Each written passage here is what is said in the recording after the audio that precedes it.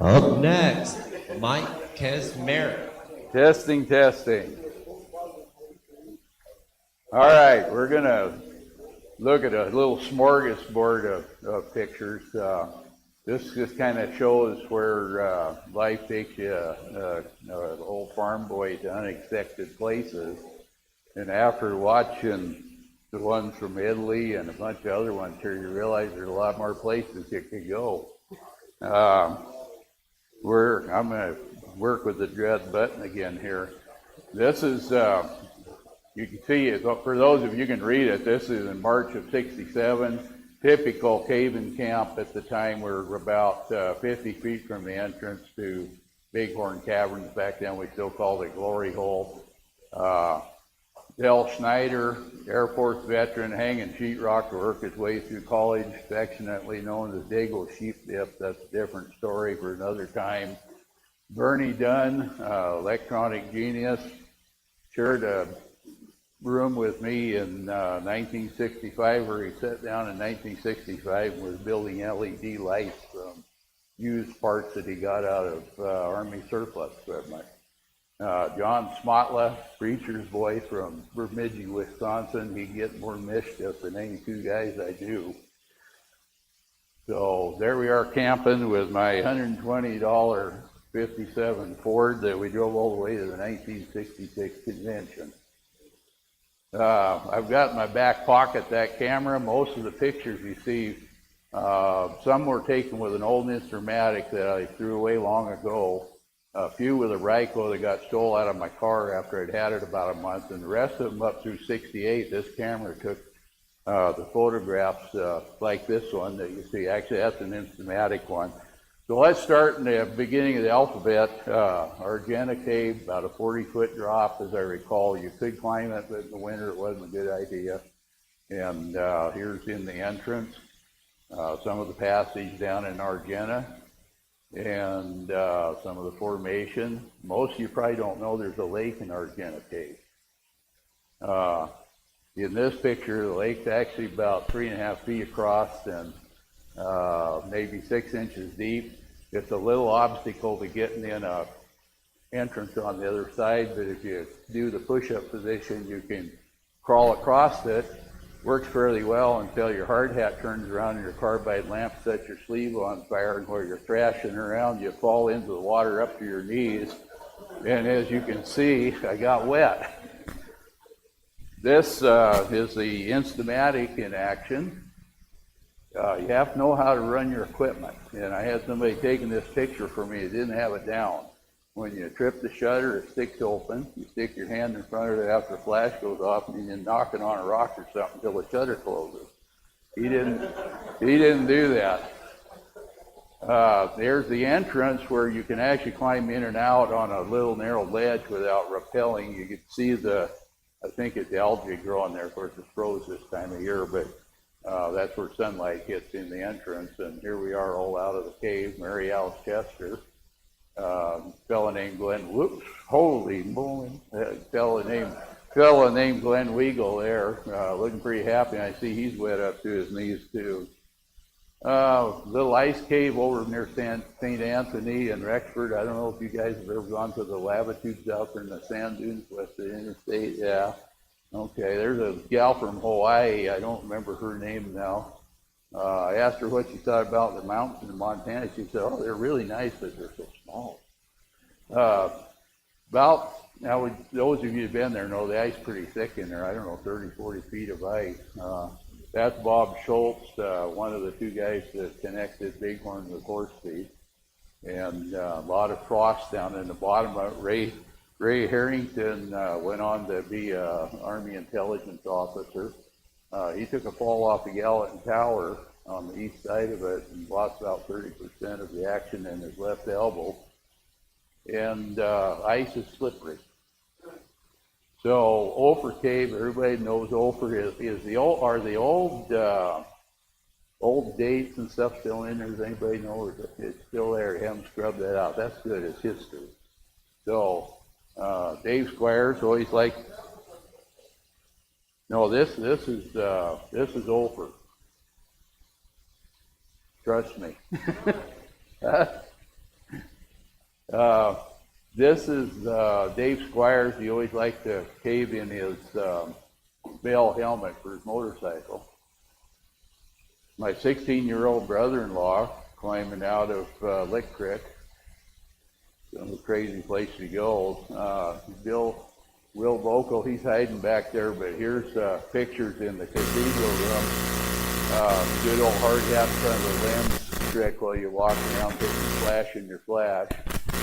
Here's Neff Canyon's cave in 66, and you'll notice at that time most of us were using ascenders, but we were using cable ladder on this trip because the guys down at Salt Lake still weren't really into ascenders, and so we'd rappel down and then we climb back up on the cable ladder, and you just use the rope for a safety or throw a Jumar on it, and that way if the cable ladder breaks you don't fall very far. So here's a picture of us rigging, Bernie Dunn and myself and another guy there. I can't tell you who that is. It's a narrow slot thing. I can't remember. It's about 1,050 feet deep, something like that. They went down it with ropes hand over hand in 1957 and had to have a little rescue because it didn't climb back up. And it's a very shaly, loose environment. It's not the best rock in the world. You got a lot of stuff falling down all the time. And you can see how narrow parts of it are. This is what they call the big drop, and that's Bernie Dunn rappelling down. Bottom of the thing. And a guy climbing back up. We were still learning how to hold our breath before he took a picture, so you didn't get a foggy looking picture. That's a load going up the Lost Creek siphon. That was the month before we actually made the final trip that got to the bottom of the thing. I wouldn't want to carry that up the route they're going up now, believe me. These are some of Jim Chester's pictures in 1977. We just saw a lot better ones from Carl of the water going down in that thing. And that's Rick Bischoff. Again, that's the trip when we almost lost Jim Chester in there, and then we went back in March of that year and got to the bottom. So, and these pictures, I don't know who took that, but probably Jim, I think. And I thought initially that was Jim, but it's not. It's some other fellow. We'd land right here at the bottom of that first 80 feet, and then the main pit goes off to the right. You see a rope going over to what we call the overflow channel on the left. And Carl just had some really nice shots in there. And there's some more shots here in the overflow channel. These are the only photographs we actually got out of the underground. We lost cameras. We had one guy, Harvey Bowers, took this picture. He lost a lens. Not a nice environment for cameras. This was taken a year after it was bottomed, and I don't know who that is. They recognize that guy. It might be Jim Peck, but I'm not sure. Well, that's the overflow channel. We stay out of the water. Well, there's a lot of water on the other side, believe me. I wrote an article that they put in the NSS News, and yeah, if you read that, you'll see my descriptions of it. So jumping out of place, like I said, you never know where to go. These are a couple of Buddhist monks going out with their rice bowls, making their rounds for donations from the local folks for their daily meals. You never know what you're going to see when you go caving in Thailand, and you never know what you'll run into. The caves that we went to in Thailand, almost all of them had Buddhist shrines in them, and that's a lot of focus, but that one had a Hindu thing in it as well as all the Buddhist stuff. And they take gold leaf and smear some garlic on there and then stick a little inch square gold leaf on Buddha and have joss sticks in the front. That's my wife Helen standing on the bridge over the River Kwai. How many people have seen the bridge on the River Kwai? It was built by mostly English prisoners of war. Japanese built it about 200 feet downstream from this location, and then it was bombed by Allied bombers in 1945 and destroyed. So this is a a newer bridge, but still in use when we were there. To go up to some of the caves, and this is really karst country up in here. You get on the river in a water taxi, and notice it's got a motor on the back that's balanced on a little yoke, and it's got a long drive shaft, so you can go through 3-4 inches of water going lickety split with a prop out there behind you, and there we are going up the river. And this cave, like most of them, got Buddha. It's a little cold in there, so they got some blankets or sheets on Buddha to keep him warm. I don't have time to show all the pictures, but one of these fellows went with us through the cave, and pretty soon Helen had him up there chimneying and looking for leads. I mean, he really got into it. That's a silhouette of Helen in the back of a cave up north of Chiang Mai near the border with Laos and Burma. And our local native guide in the back there, who disappeared shortly after this picture. When we came out of the cave, asked another guy, where did he go? And he said, oh, my friend, he go smoke opium. So this is a little hotter, drier climate for caving. And this lady with that distinctive veil is from the Wahiba Sound. Western influence is creeping in. You see the Cabbage Patch Kid on the shopping bag. And this guy's leading a cow that he's bringing in to sell. He's wearing his tunjar. He's got 2 rings on his tunjar, which indicates he's probably a village elder, something like that. You can have up to 6 rings on your tunjar. The Sultan is the only guy who can have 7. And so he's a minor elder. Tunjar handles made out of rhinoceros horn. At the time we took this picture, they were selling for about $25,000 a piece. So that explains why it's hard for the rhinoceros to survive right now. He's got a little dagger back there that he uses for real important things like sentinel ranges and, utilitarian things. A lot of geologic structure there. I won't go into that because we don't have time, but it's a good place. We could go practice rock climbing and things like that. That's a 1990 selfie. I've been dropped off by a helicopter on top of a ridge above the only flowing perennial stream in the country. They get about 4 inches of rain on the average a year. And I'm doing some geology up there, and they come back and pick me up at night. And right now I'm about 4,000 feet above the floor of the valley behind me there. And this cave called Al-Bir. Al-Bir in Arabic means the well. And you see a little water down there at the bottom of that guy's foot. There was rigging in the cave by other people, and we used it. It was pretty strange stuff. Here, the cave disappeared underwater, and I was assured by a local that if I could hold my breath for about 20 feet, I'd come up in a room on the other side where I could breathe. They didn't try that out. I also discovered I was a middle-aged caver. The average temperature, this cave is 92 degrees year-round, which is the average annual temperature, and then temperature of the groundwater. So you get pretty tired pretty quick in there. Switching to a little bit different kind of environment, you're looking at 3 openings of meltwater caves under the Paradise Glacier on Mount Rainier. And you can see 2 people standing over there near the entrances. That was taken with color film. This is up inside one of those. I went in there, I didn't really like it. I took a few pictures, and for obvious reasons, I got out of there. July of the following year, about a quarter mile upstream from this, a caver was crushed to death by a piece of falling ice. This is looking across the bottom of the Imkerham Glacier from a rock ridge called the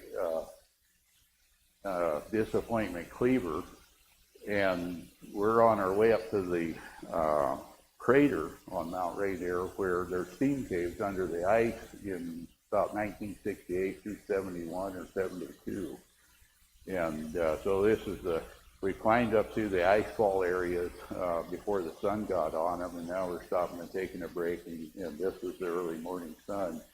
Willie Unsold, well-known guy, he and Tom Hornbank climbed the West Ridge of Mount Everest, and then ended up on a 29,000-foot bivouac, which they lived through. He was killed by an avalanche right down there. in 1979.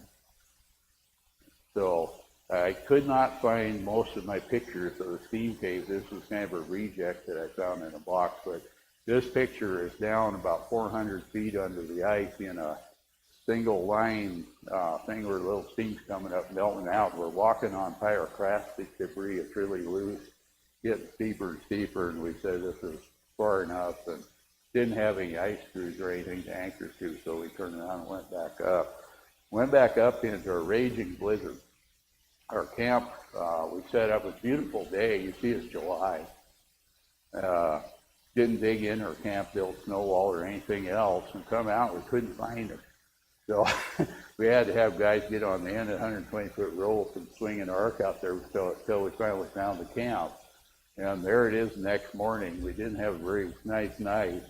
That one, our tent actually shredded, and we went out and brought the fly inside and wrapped up in the fly while the wind kept lifting us up off the snow. And that was an Icelandic tent, which was one of the better ones at that time, and the frame collapsed in it.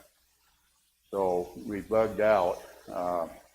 This is after we got down below 10,000 feet, down below the crevasse zone, so we're not roped up. But you notice I got my Jumars there with their stirrups wrapped around them that you were carrying up in the ice field, so if you fall in, you could do a self-rescue. So switching back to Montana, here's twin sisters, bottom of one of them, and the other one was Jim Chester and Eugene Reagan, and guy climbing out. I thought they would, yes sir.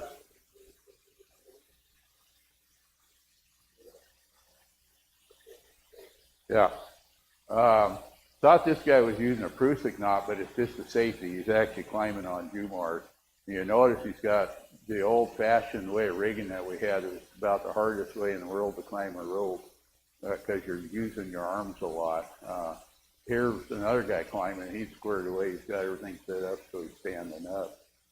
Top of Whitaker Sink, Mary Alice Chester photograph from '65 on a trip where they found out they didn't have enough rope to reach the bottom of the first pit. But you see the catwalk installed by an old miner named Norm Whitaker, and he had a pulley hooked right here, and he'd lower a little elevator car. It was about 4x4, and he'd have a guy with a Jeep winch lower him down to the bottom of the pit. And you can see the cable car here in this picture, and a guy rappelling down it on the other side. So that was all hanging there when we went in. You can read my February article about that in the NSF News, where we had some excitement. Here's the hog wire, parts of it left that Newell Campbell and his group climbed down in 1959 to get to the bottom of the cave on hog wire. You'll also notice a homemade lamp that I forgot to point out yesterday.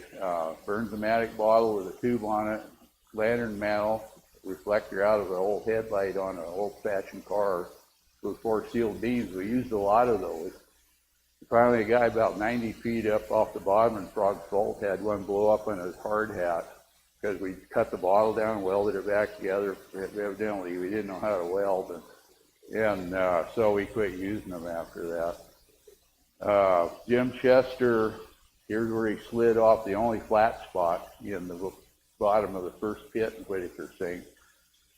Bruce Patterson tied off real well. He's snuggled up in his sleeping bag. So Jim's down there throwing rocks around because nobody would bring him a light, and he's just trying to make a spot to sleep. And we heard one of the rocks go down the second pit. And that's how we found the entrance, where he would go down through the breakdown into the second pit. Here's Richard Bilbrey standing looking at water that's filling up about the bottom 40 feet of Whitaker Sink in June of 1967. That's the entrance to Natural Trap, pre-gate obviously. We used to tie onto a shackle on one of the cars and rappel in. Not very good pictures, but you know, old film is starting to deteriorate. You see a cable ladder hanging there. And that's the entrance to Bighorn Cavern. And I don't know, Will's probably sitting back there monitoring his stuff, but padded ammo box with camera in it, tripod, and a Coleman lantern. Yeah, here's Roger Superno climbing out on a cable ladder. Guy standing there with a standing belay on him in case the cable ladder breaks. It works, it works. That's the first edition of the gate over Bighorn. And this is a later bird cage added to it after someone cut the rope fell apart. He was down in the cave and the guy had to free climb out.